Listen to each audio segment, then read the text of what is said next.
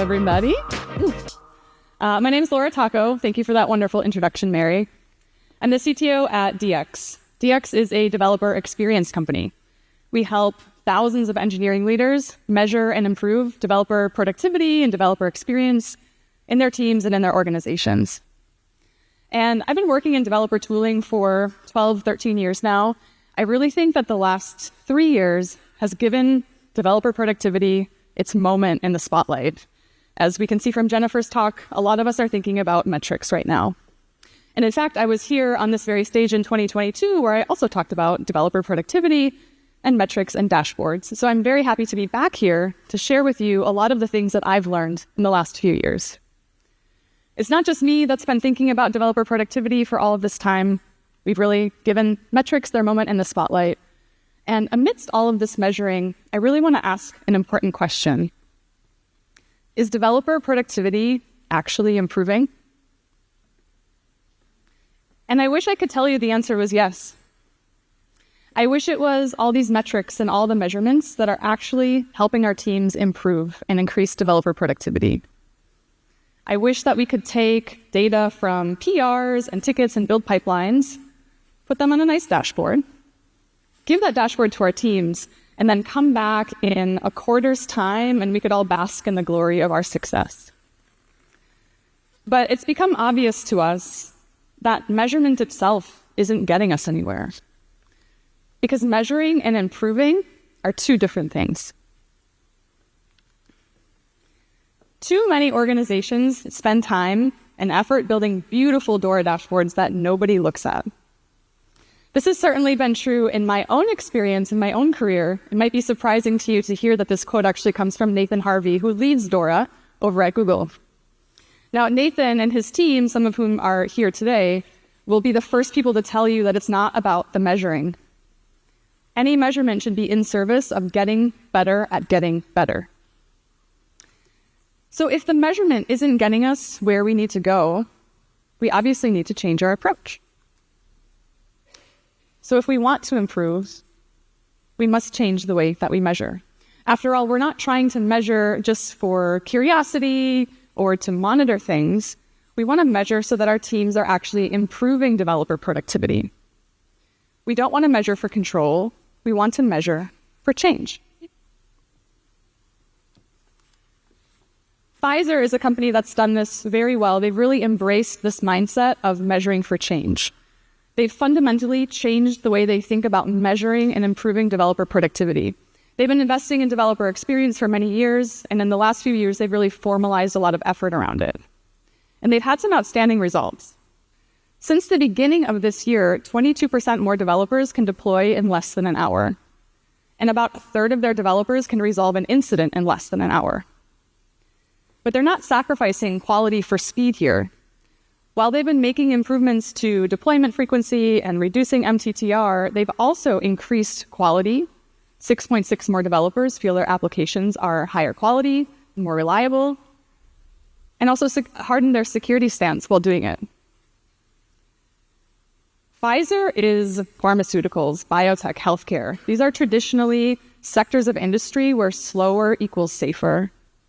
But the leaders at Pfizer will tell you there is too much at stake to move slowly. And so they've chosen to do the exact opposite.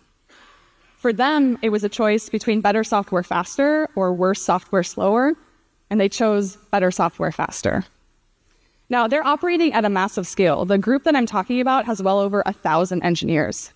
But they're not using their size, scale, or industry as an excuse to not change. Companies like Pfizer, who have seen really impressive results when it comes to improving developer productivity, generally do three things the same way. First, they involve their teams in the metrics they collect from the very beginning.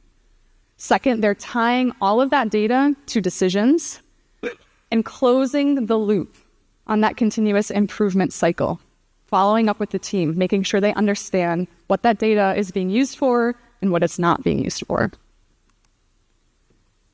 Of course, improving developer productivity often starts with metrics.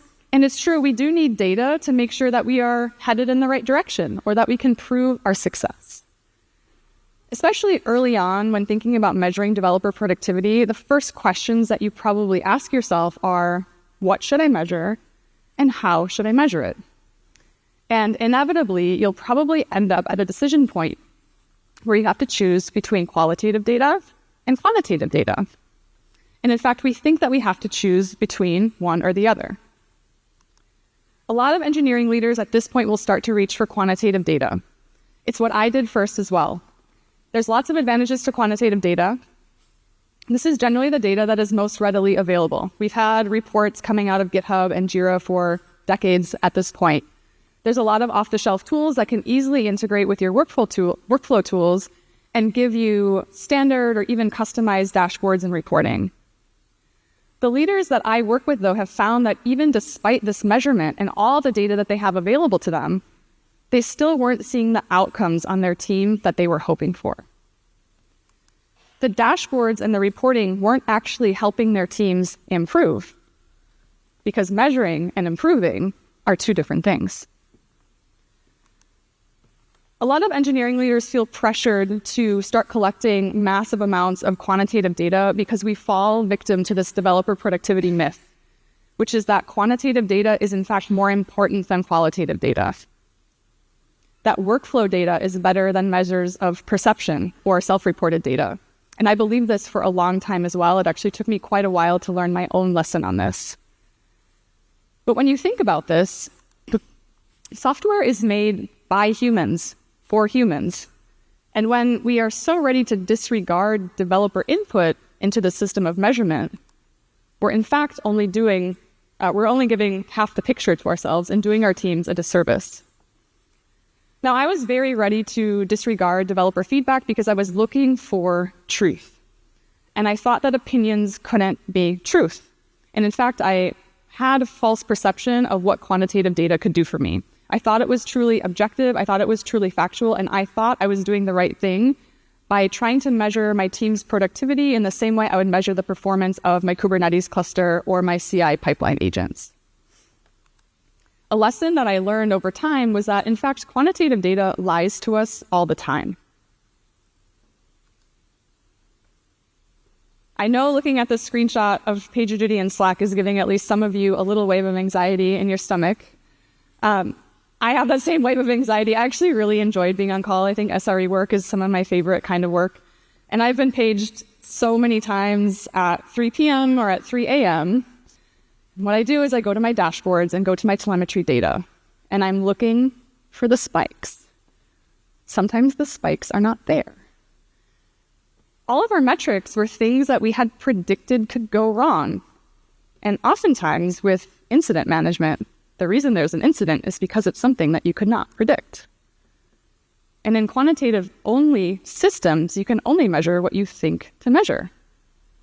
So while I could predict issues with infra provisioning or memory leaks or issues with our build pipelines, it was often the case that I couldn't predict, for example, a Bitcoin miner on our CI infrastructure. There were no spikes, though, and this was trying to tell me that everything was fine, when in fact something was very wrong. And so sometimes we have inaccurate data or a lack of data, but this lack of data can give us a false sense of security. Take incidents, for example. I really hope that your status page looks something like this. Incidents should be few and far between in an ideal world.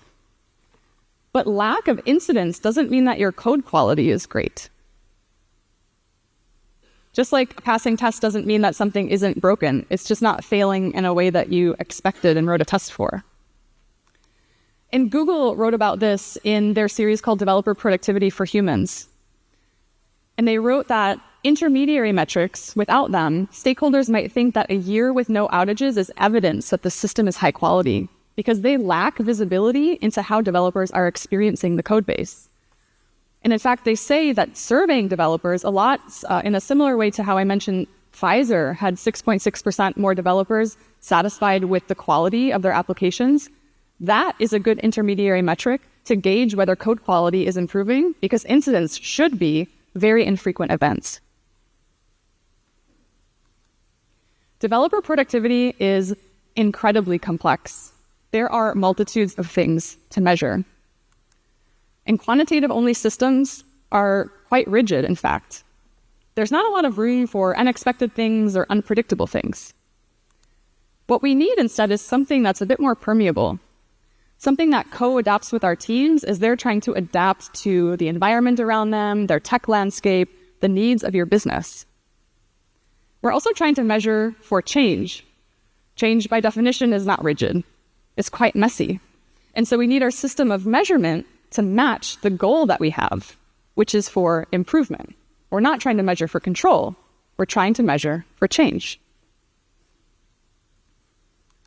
Another lesson it took me quite a long time to realize is that your teams, in fact, do know where the problems are. Remember, these are the people interacting and working with your systems on a day-to-day basis. They feel the friction. And I have, at this point, personally worked with hundreds of engineering leaders, whether it's in my role at DX or part of the course that I teach on measuring development team performance.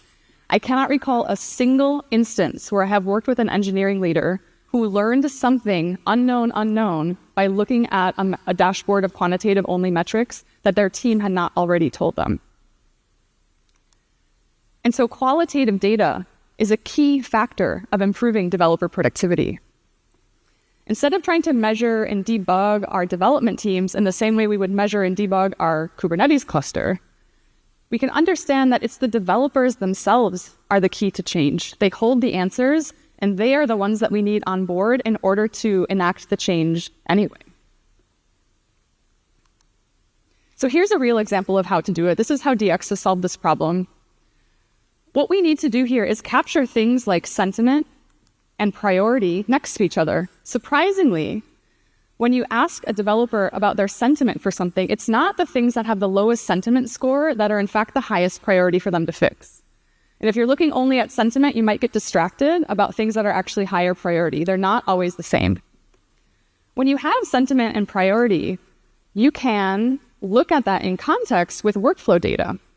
Put the workflow data in the context of sentiment and priority. So for this team, 2.8 minutes build wait time. For some people, that might be an outrageous amount of time. And for some people, that might be just totally fine in a normal day's work. We just don't know unless we ask the developers. GfK is one of the world's biggest market research companies. And Moses over at GfK said it so nicely, developers know where the problems are. We needed to understand the full experience of our engineers, which our current tools and processes were not built for. And in fact, since GfK has started introducing qualitative measures into their measures of developer productivity, they've had some pretty outstanding results. In this particular group, they're saving about 400 hours per week of developer time because they've improved their processes, their tooling, and their communication. And 0.25% more developers have more time to focus on work. That means 0 interruptions, at most 1 interruption on a weekly basis. Pfizer, GfK, and hundreds of other companies like them have seen hugely impactful changes to their developer experience and developer productivity by changing the way that they measure. Because measuring and improving are two different things. I'm not going to stand here, though, and tell you that qualitative data is not without its challenges. Qualitative data often has a pretty steep on-ramp until you have the confidence to work with it and feel that you can trust the results that you're getting. You might be worried about introducing recency bias, for example, catching the team on a bad day. You also need to make sure that you're asking the right questions about the right things in the right ways. Otherwise, you might get signal that you can't trust.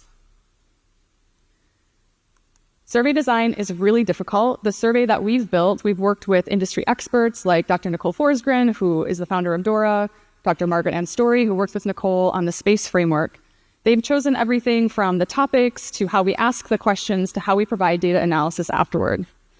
This makes it so that you as an engineering leader can focus your efforts on the problem of helping your team figure out how to use the data and not on survey design. A great survey should not just ask questions about how your developers are feeling about certain things. Certainly questions like, would you recommend your employer to a friend? Those are important markers of overall engagement and satisfaction. But if you want to have context for making targeted improvements, you need to ask targeted questions. So we might have a sentiment question, for example, how easy or difficult is it for you to be a developer here? But we also want to ask a very targeted workflow question. In the past month, what's the longest it's taken for you to get an approved PR deployed to production? When we have data like that and we can look at it next to each other, it gives us a much clearer path to improvement and understanding what levers are the ones that we actually want to pull on. We can take survey data one step further, though. We can actually correlate survey data in drivers of developer experience, sentiment-based ones, with workflow data directly from build tooling. So this team, for example, we're taking the build success rate directly from their CI pipeline tool, and we're correlating that with their satisfaction for deep work. Again, that's that interruption metric. How often do you get a chance to work without an interruption or one interruption per week? In the case of this team, we can see that the more deep work that the team gets, the more satisfied they are with that, build success rate actually improves. So this can give us clear insight into what to continue to invest in, what might need more investment, or what's not making a difference at all. So it's not really qualitative versus quantitative. The answer is qualitative and quantitative together.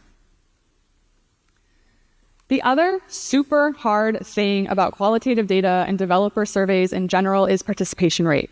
And if you have run an employee engagement survey at your company, you know that participation rates can be extremely low. We're talking 20%, 30%, maybe 60% if you're doing a lot of chasing people on Slack. Because developer surveys are well-designed and actually impactful to the developers, a lot of the customers that use DX's survey have been able to have sustained participation rates of well over 90%. We're not talking about one time, we're talking about time and time again. We see that whole populations of engineers at certain companies view the survey as something so impactful that they're willing to spend time on it, time and time again. Vercel is a company that has 95%, actually over 95% sustained participation. They're avoiding survey fatigue by surveying on a quarterly basis, and they're closing that loop at the end of it. After the results are out, 80% of teams are actually taking action on insights based on that survey. This is a great example of how a team can use data to improve, not just view data. So far, I've talked about developer experience surveys, and really I'm talking about pulse surveys. These are the ones that we're mostly familiar with. They're coming out every 8 weeks, every 12 weeks, for example. And we have examples of pulse surveys from other parts of our professional career, often employee engagement surveys. But sometimes measuring for change means really changing the way that you measure. What would it be like if you could capture developer feedback directly in the moment that a developer is interacting with some of the tools that you use in your build cycle? What would it be like if you could look at not just satisfaction scores, but real-time adoption of tools from your platform engineering team? Could you build a better business case for investing in developer experience if you had that data? Could you better prioritize upcoming projects if at the time that developers were creating a service in Backstage, you could ask them what went well, what didn't go well, what might you want done differently? What about tracking adoption and impact for tools like GitHub Copilot? If a developer opens a PR, that's the right time to get feedback from them about their Copilot usage, when they're still in the context of the problem, not 3 months later when they've forgotten and having to make some low fidelity estimates about how it's impacted their work. Sometimes measuring for change means really changing how you measure. We're not talking about pulse surveys. We can actually gather developer feedback in the moment where they're interacting with your tools. Whether it's pulse surveys or in-the-moment feedback, qualitative data is a key factor of improving developer productivity. Plaid is a great example of a company that takes this to heart. Plaid takes a platform as product approach. That means that their internal platform is treated as a product and their internal developers are customers. And so they need a lot of data to deeply understand and solve their developers' problems. Russ from Plaid says, I honestly don't know how you would operate as a platform team without survey data. It's changed how we think about operating the platform, prioritizing different investments, and defining success. It's a bit of a cultural shift. We want teams to use data, not just view it. We can do that when we mix qualitative and quantitative data together. Because what we don't want is just numbers without context. We in fact want the full context of what's going on. We want to focus less on measurements that are focused on artifacts and throughput, as if software development is like working on a manufacturing assembly line. Instead, we want to focus on knowledge work and art and impacts and figuring out the nuance and really understanding what our teams are doing and the impact it's having for our customers and our business. We want teams not just to view data, but to use it. Because what we're trying to do here is not continuous measurement, it's continuous improvement. And if we want to improve, we need to change the way that we measure. Improving developer productivity cannot be a secret mission. We're not after a single pane of glass that lets you sit on the outside and peer in and look at all the numbers of everything that's going on. Moses from GFK said this really well. In a way, these surveys have been like a mirror for us. They're reflecting back what our teams are experiencing.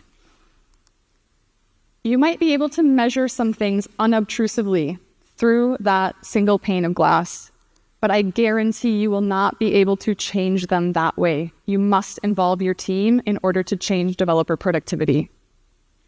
And so I want you to think about what you are measuring. I want you to think about your own dashboards and ask yourself, is developer productivity really improving? And if the answer is no, I want you to think about what you're measuring and how you're measuring it. Are you measuring for measurement's sake? Are you measuring for control or just to monitor what's going on? Or are you listening to your developers and measuring for change? Because measurement itself doesn't get us where we need to go. Measuring and improving are two different things. And if you want your teams to change, you need to change the way that you measure. Thank you.